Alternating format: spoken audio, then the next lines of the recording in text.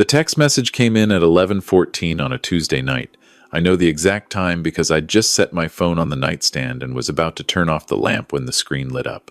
I almost ignored it. I thought it was spam, but something made me reach back over and pick it up. Grandpa, are you awake? 3 words, no punctuation, the way a child types when they're trying to be careful not to make noise. I sat up immediately. My wife, Margaret, stirred beside me. Who is it? She murmured. Sophie, I said. She was awake in 2 seconds flat. Sophie was 9 years old. She was my daughter-in-law's niece, the daughter of my daughter-in-law's younger sister, who had passed away from a brain aneurysm 3.5 years earlier. Sophie had been 5 when her mother died. Her father had been out of the picture since before she was born. My son and his wife had taken her in without a moment's hesitation, filed for adoption, and 11 months later, Sophie legally became their daughter, our granddaughter. The little girl with the gap between her front teeth who used to fall asleep on my shoulder during Sunday football even though she had no interest in the game whatsoever. I typed back. I'm awake, sweetheart. What's going on? The 3 dots appeared and disappeared, twice, before her response came through. They left without me. I read that 4 times. I handed the phone to Margaret and watched her face change. Call her, she said.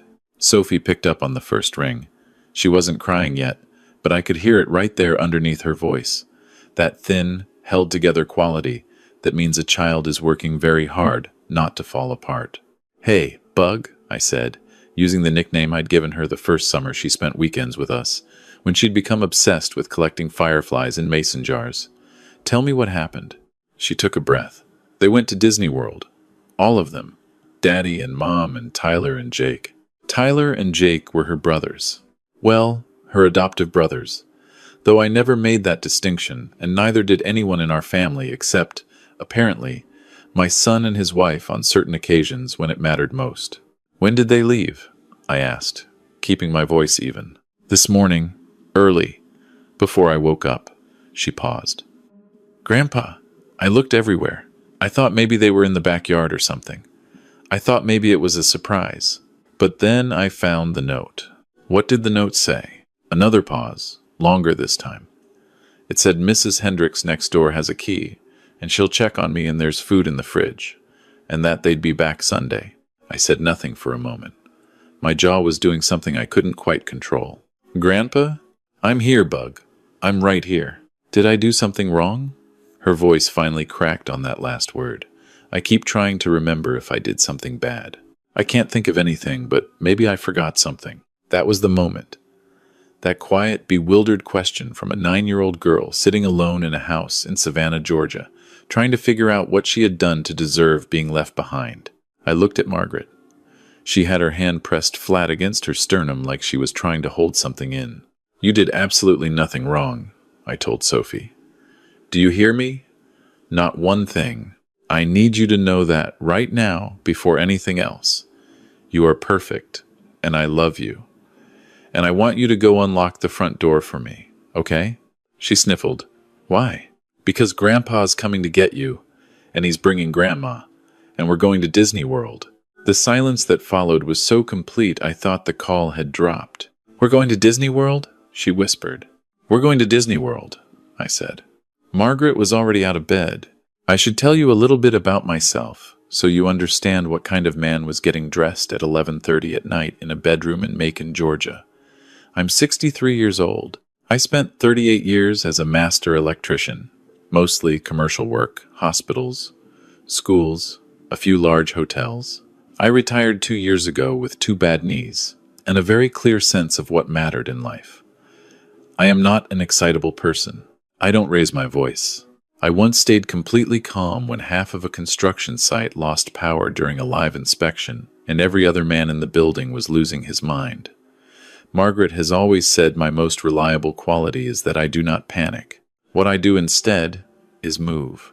I called my son as Margaret pulled out the suitcases. It rang 5 times and went to voicemail. I called again. Voicemail.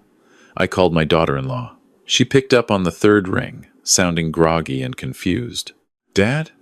What? It's almost midnight. Where is Sophie? I said.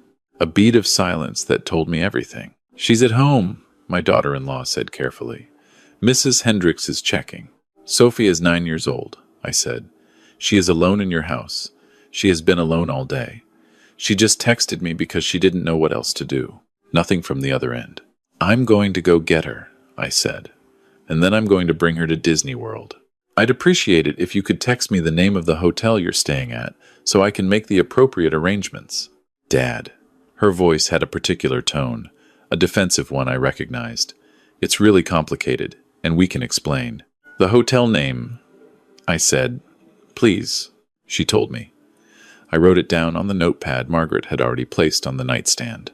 The drive from Macon to Savannah is about 2.5 hours on a good night. Margaret drove the first leg while I worked on my phone. I'm not a man who makes a lot of impulsive financial decisions. I think things through. I balance my checkbook the same week every month, and I haven't carried credit card debt since 1997. But I have a line of credit I've never touched, set aside for genuine emergencies. And if a 9-year-old girl alone in a dark house wasn't a genuine emergency, then I didn't know what the word meant. By the time we pulled into my son's neighborhood, I had booked 2 nights at a hotel, 12 minutes from the Disney parks, purchased a 4-day park hopper package for 2 adults and 1 child, and arranged for a 6:15 a.m. flight out of Savannah to Orlando. Margaret, for her part, had already packed for a 4-day trip, including everything Sophie would need, because she had gone into Sophie's room during every visit for the last 2 years, and she knew exactly what the girl owned. Mrs. Hendricks, the neighbor, heard our car and came out in her robe. She was a retired schoolteacher, somewhere in her 70s, with silver hair and an expression that said she had been waiting for someone to show up and had been worried about what would happen if they didn't. I checked on her 3 times today, she told me quietly on the front porch while Margaret went inside. She put on a very brave face, but she'd been crying. I offered to let her come over, and she said no. She was waiting for her parents to call. They hadn't called. I thanked her. She squeezed my arm. Sophie was on the couch under a blanket when we walked in, the television on low, a bowl of cereal she hadn't finished on the coffee table. She looked up when Margaret appeared in the doorway, and something in her face just gave. The way a child's face gives when they've been holding on all day, and they finally see the person they've been waiting for. Margaret crossed the room in about 4 steps and folded Sophie into her arms, and that was it. The dam broke. Sophie cried the way kids cry when the fear finally has somewhere to go deep, full-body sobs. The kind she'd probably been swallowing since she woke up to an empty house that morning. I stood in the doorway and let them have a moment. I'm not going to pretend I wasn't angry. I was. I've been angry maybe 4 or 5 times in my life, with the kind of anger that sits in your chest like something made of iron. But I've also learned, over 6 decades, that what you do with anger matters more than what you feel. And what Sophie needed right now was not my anger. She needed cereal replaced with something better, a bag packed, and a man who kept his voice steady when he made promises. Okay, Bug, I said from the doorway. Here's the plan. You and Grandma are going to pack your bag. You've got about 20 minutes. I'm going to make you a real dinner. What do you want? She pulled back from Margaret, face wet, blinking. Pancakes? Pancakes at midnight sounds exactly right to me. She almost smiled. I made pancakes. Margaret packed. Sophie sat at the kitchen counter in her pajamas and watched me cook, and I talked to her about nothing important, about the funny sound my car had been making, about the tomatoes I was trying to grow in the backyard, about the documentary we'd watched last week about hummingbirds. Normal things, grounding things. The kind of conversation that says, you are safe, the world is ordinary, you belong here. She ate 2 full pancakes and half of a third. The color came back into her face. We left the house at 12:55 inches the morning. I locked up, left a note of my own on the kitchen table, a short one, with my phone number and the name of our hotel, and 5 words that I meant completely. We will talk when you're home. I left the syrup on the counter by accident. I didn't go back for it. The airport was quiet at that hour. Sophie fell asleep against Margaret's shoulder at the gate before they even started boarding. I carried her onto the plane. She weighed almost nothing. When we landed in Orlando, the sun was just coming up. Sophie pressed her face against the cab window on the drive to the hotel and watched the palm trees go by with the particular attention of a child storing memories. She didn't ask why her parents hadn't taken her. She didn't bring it up at all. Kids are remarkable that the way they accept kindness without demanding explanations for the cruelty that came before it. We checked into the hotel, changed, had breakfast at the little cafe off the lobby. Sophie had chocolate chip waffles and tried to drink coffee because she'd noticed Margaret drinking it. Margaret let her have one sip. Sophie made a face so absolute that both of us laughed. And it was the first real laugh of the morning, and it felt like opening a window. "Grandpa," she said, pulling apart her waffle with a fork. "Are we going to see them? At the park?" I set my coffee down. "Do you want to?" She thought about it with the seriousness of someone making an actual decision, not a child looking for permission. "I don't know," she said finally, which was the most honest answer she could have given. "We don't have to," I said. "This is your trip. We go wherever you want to go. We eat whatever you want to eat. You lead, we follow. That's the deal." She thought about that too. "Can I lead us to Space Mountain first?" "Absolutely," I said. I had texted my son that morning a simple message. "Sophie is with us. We're in Orlando. She's fine." I didn't say more than that. He called back within 3 minutes, and I let it go to voicemail. I wasn't ready to have that conversation in front of Sophie in a hotel cafe over chocolate chip waffles. Some conversations require the right conditions, and I found that the right conditions almost never involve chocolate chip waffles. Margaret and I had talked the night before, in low voices in the front seat while Sophie slept in the back. We were on the same page, as we almost always are, after 41 years of marriage.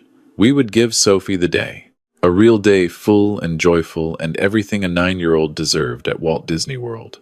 And then, at an appropriate moment, I would speak to my son, not in front of Sophie, not as an attack, but clearly, because there are certain moments in a parent-child relationship, even when the child is a grown adult, when clarity is the only act of love available. The park was everything Sophie needed it to be. She had never been before. I watched her face when we came through the gates, and she saw Cinderella's castle at the end of Main Street for the first time.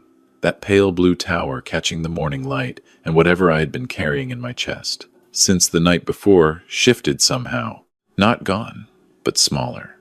Or maybe it wasn't smaller. Maybe it was just that joy takes up more room. We went on every ride she wanted.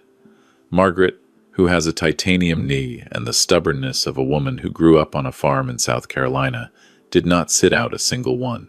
Sophie held both our hands on the haunted mansion and screamed at exactly the right moments, and then told us she wasn't scared at all.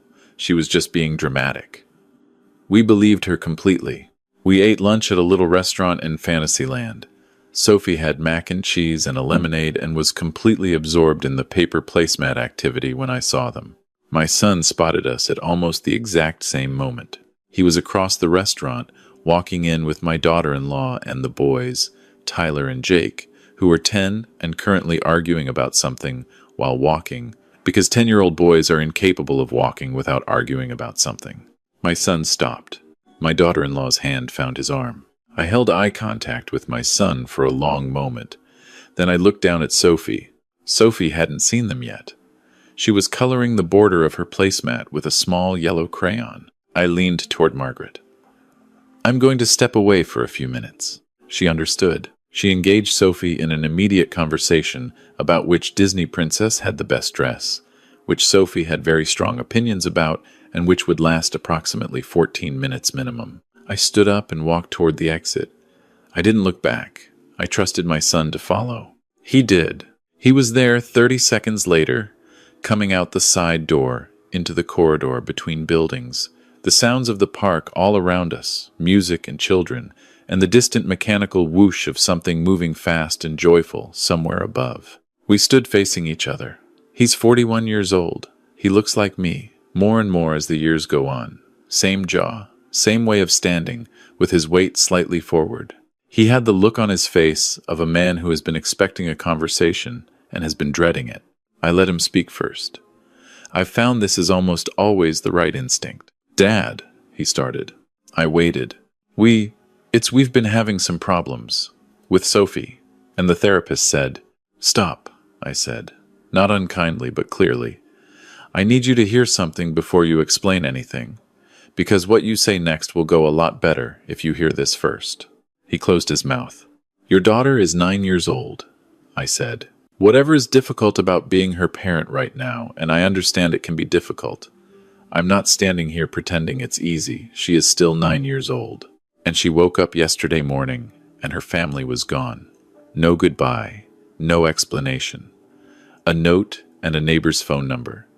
She spent all day trying to figure out what she had done to deserve that. My son looked at something past my shoulder. Look at me, I said. He did. She asked me if she had done something wrong. She said, and I want to make sure you hear the exact words she said. I keep trying to remember if I did something bad. That is what she is carrying around right now. Inside a kid who already lost her mother at 5 years old, and who has spent the last 3.5 years trying to be good enough to keep the family she has. I watched something move across my son's face. The defensive posture he'd walked out here with started to dissolve, not all at once, but piece by piece. I know there are things happening in your house that I don't fully understand, I said. I know Sophie can be challenging. I know the adjustment has been hard. I know you love her, even when it doesn't look like love to an outside observer. But I need you to understand, and I mean really understand, down to wherever it counts, that what happened yesterday is not something she will forget. Children don't forget the moments that answer the question, do I matter? And yesterday told her something she is going to be working against for a long time. My son's throat moved. It was a man who didn't cry easily, which he got from me, but I could see him working against it. Your wife needs to hear this too, I said. Not as an accusation. As a father telling his son that there is still time to correct this. She is 9. She still looks for you when she's scared. That doesn't last forever. The window closes. He didn't say anything for a long moment. I know, he said finally. His voice was low and rough. Okay, I said. I know, Dad. I know what we did. Tell me you know what you need to do next. He looked down at the ground. I need to talk to her. Yes? I need to apologize to her. Yes. Not explain. Apologize. He said it like he was teaching the words to himself. The explanation comes later, I said. When she's older. If she asks. And even then it won't be enough to undo yesterday. But it might be enough to build on. Right now she needs to hear from you that it was wrong. Not complicated. Not that it wasn't supposed to happen this way. Just that you're sorry and she matters and she is your daughter. He nodded. He had both hands in his pockets, and he was looking at the ground, and he looked, for just a moment, very young. Not 41, but much younger than that. The boy who used to fall asleep in the back seat on long drives, and who once cried for 20 minutes because a dog we'd seen on the highway looked lost. She's in there having lunch with your mother, I said. Let her finish. Let her enjoy it. Don't make this about your guilt, because she doesn't need to carry your guilt on top of everything else.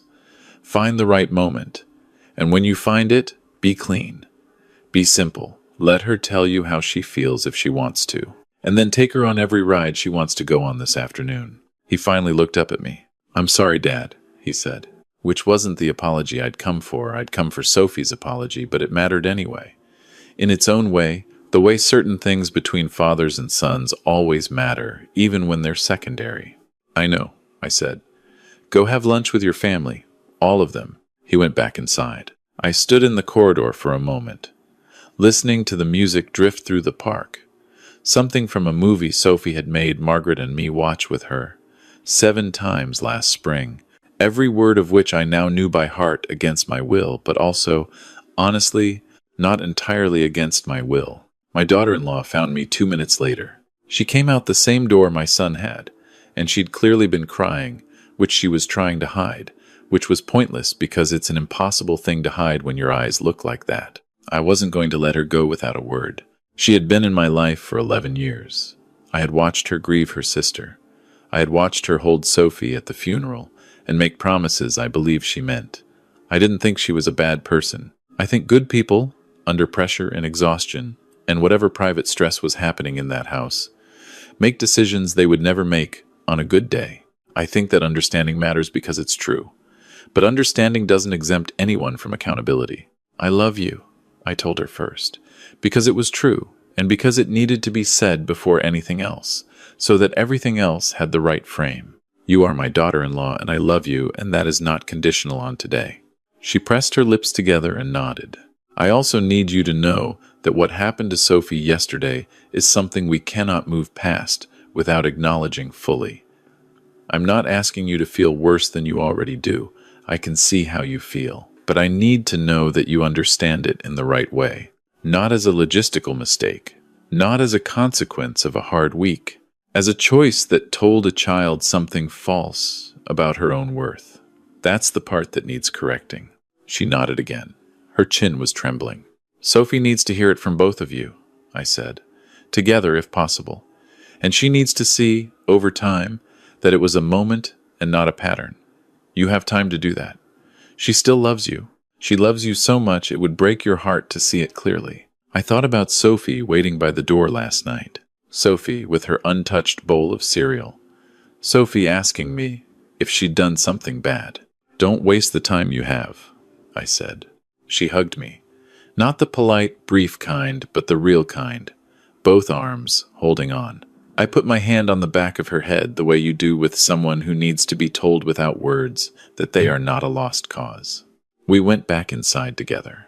What happened over the next several hours is something I've turned over in my mind many times since. Not because it was dramatic. It wasn't. Not anymore.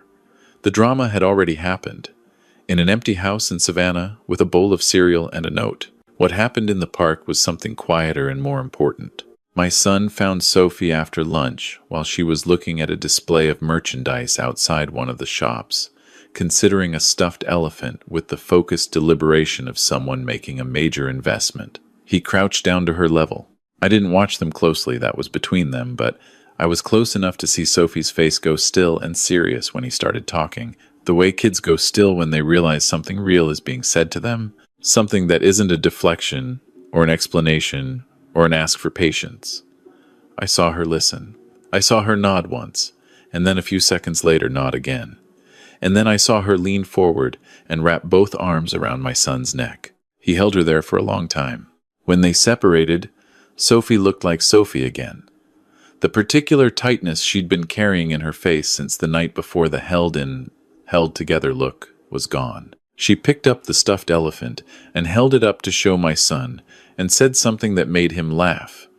He bought her the elephant. She named it Charles, for reasons she explained thoroughly, and that made complete sense to her and approximately no sense to anyone else. The 6 of us spent the rest of the afternoon together. Tyler and Jake, who had not known the details of why Grandma and Grandpa had suddenly appeared at Disney World, only that they had, which seemed fine to them because Grandma always had gum, immediately absorbed Sophie into whatever game they were running, some kind of contest involving which rides made your face do the funniest thing. Sophie won, according to all judges. We ate dinner at a big round table, all 6 of us. My daughter-in-law ordered Sophie's favorite dessert without asking, which was a small thing and also not a small thing. My son let Sophie pick the next ride, even when Tyler lobbied loudly for his preference. Margaret talked to my son about his job, and he answered with more openness than I'd seen from him in a while. Like something that had been stiff in him had loosened slightly. I ate a turkey leg that was absolutely enormous, and that I do not regret. It was almost 9 o'clock when we ended up at the castle. The park was doing the nighttime light show, projections sweeping up across the towers, colors moving like something liquid. The boys were ahead of us, arguing about something already. Sophie was between Margaret and me. A hand in each of ours, Charles the elephant tucked under her arm. She was quiet for a moment. The lights shifted, and the castle went blue and then gold, and then a kind of soft rose color that made the whole thing look like a painting of itself. "Grandpa," she said. "Yeah, Bug? This is the best day." I looked down at her. Her face was tilted up toward the light, and she was smiling the way children smile when something is so good it's almost hard to contain. Not a polite smile, not a performed one, but the kind that's just happening to them, involuntary and full. "It is," I said. She started humming. I didn't recognize it at first, and then I did. It was the song from the movie she'd made us watch all those times, the one I knew every word of against my will. She was humming it softly, almost to herself, and then she started singing it, just under her breath. A dream is a wish your heart makes when you're fast asleep. Margaret looked at me over the top of Sophie's head. Her eyes were bright. I squeezed Sophie's hand. She sang the rest of the verse in that small, unself-conscious way. The castle shifted colors again. Somewhere ahead of us, Tyler and Jake had stopped arguing and were standing still, looking up, which may have been the first time in recorded history they had both been still and quiet simultaneously. I thought about the call at 11:14 the night before. The darkness, her name on the screen. I thought about a little girl in her mother's arms at a funeral, being made promises. I thought about the note on the kitchen counter. Mrs. Hendricks next door has a key. And then I let all of it go, because the person standing next to me was not a child who had been left behind. She was a child, singing in front of a lit-up castle with an elephant under her arm and two grandparents on either side of her, and she had said it herself. This was the best day. I will not pretend the trip fixed everything. That would be too clean. My son and his wife had work to do, real work, the kind that happens in therapists' offices and over kitchen tables, and in every ordinary moment when a choice gets made about who is included and who isn't. I knew that. What happened in Orlando was one afternoon, one dinner, one castle. But I have lived long enough to understand that things like this almost always begin with one afternoon. They begin with someone deciding that a child's question, "Did I do something wrong?" is worth driving through the night for. They begin with a note that says, "I'm coming to get you," instead of "Stay there, we'll figure it out in the morning." We flew home 2 days later. Sophie sat beside me on the plane and slept for the first hour with Charles on her lap, and then she woke up and ate pretzels and asked me 6 questions about how airplanes work, none of which I could fully answer, which she found very funny. "Grandpa," she said at some point over South Carolina, "can we come back?" "Absolutely," I said. "Name the year." She named 3 consecutive years, which I accepted. When we landed and my son met us at the gate, he'd driven back the day before with his wife and the boys. He hugged Sophie first. Long, deliberate, unhurried. She hugged him back hard. Then he stood up and looked at me, over her head. I nodded once. That was enough. Margaret and I drove back to Macon that evening. For most of the drive, we didn't say much. We've been married long enough that silence is its own conversation. Somewhere around the halfway point, she put her hand on mine on the center console. "You did good," she said. "We did," I said. "I packed her whole bag in 12 minutes. "I know. I timed you." She laughed. It's a good laugh. After 41 years, I am still very glad to hear it. I retired 2 years ago because I thought I was finished building things. That's what I told myself, and what I told everyone who asked. My knees hurt. The work was younger men's work now. I'd done my part, and that's all true. But I've come to understand that building doesn't stop just because the tools go back in the truck. You're still building. You're just building different things, the kind that don't show up in blueprints, that don't pass inspection and get signed off and filed away. The kind that only show up later, in the way a child carries themselves, in whether they reach for you when they're scared, in whether they believe, at the center of themselves, that they are worth the drive. That's the work that doesn't retire. Sophie came over the following Saturday, the way she did most Saturdays. She brought Charles. She helped me water the tomatoes, which were, at that point, an embarrassment to everyone involved, and which I fully intend to improve upon next season. She ate 2 bowls of cereal and approximately half a bag of pretzels, and told Margaret in great detail about a book she was reading at school that she was pretty sure was the best book ever written, which turned out to be the same book she'd told us was the best book ever written 4 Saturdays ago. Before she went home that evening, she hugged me at the door. "Grandpa," she said, face pressed against my shoulder. "Yeah?" She didn't say anything for a second, just held on. "Thank you for coming to get me," she said. I held on too. There is no world in which I would not come to get her. There is no hour too late and no distance too far and no inconvenience large enough to matter against that single, simple fact. She is mine, not by blood, by something that holds more weight than blood, the weight of a choice that gets made not once at a courthouse, but every ordinary day, in every moment that either says you belong or says you don't. She's 10 now. The gap in her front teeth filled in, which she says she misses a little. She's reading chapter books and has strong opinions about everything, and recently informed me that she wants to be either a marine biologist or a professional pretzel taster, and I have told her that both are excellent and achievable goals, and that I will support either one fully. My son and daughter-in-law have been in family therapy since February. It's been hard going from what I understand, which is how it usually works when you're clearing something real, but they're doing it. And on Sophie's last 3 school performances, a winter concert, a spring play, a science fair where she placed second in her grade, they were both in the front row. That's not nothing. That's a great deal. I don't know if I'll ever fully understand how the decision got made, the one that left her behind in that house. I don't think I need to. The understanding that matters is simpler.